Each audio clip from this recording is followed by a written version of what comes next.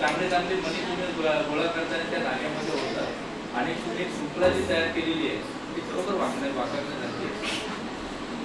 आता तुम्ही कृषी कॉलेजचे तुम्ही विद्यार्थी पण पकडून आणले पण त्यांच्याकडनं तुम्ही बरंचसं त्यांना मुलांना काय काय तुम्ही हे करून देताय.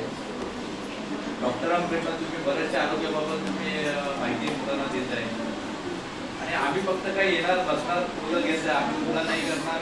पण आमचा सुद्धा एक आदर्श तुम्ही मुलांनी ठेवावा की कुठलीही गोष्ट कष्ट आणि प्रयत्न केल्याशिवाय मिळत नाही. हे तुम्हाला फुकट मिळत आहे याचा अर्थ असा नाही की तुम्हाला ते देणंच आहे पण ते तुम्हाला कसं मिळतं तो देणगीदार असतो तो कसा मिळतो त्याच्या मागच्या भावना ज्या असतात त्या तुम्ही सगळ्यांनी प्रत्येकाने समजून घेतल्या पाहिजे.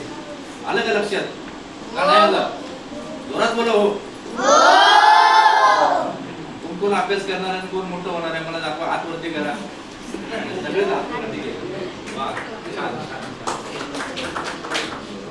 आता मी काही जास्त बोलत नाही. मला जर अर्जंट कामासाठी कणकवलीला जायचं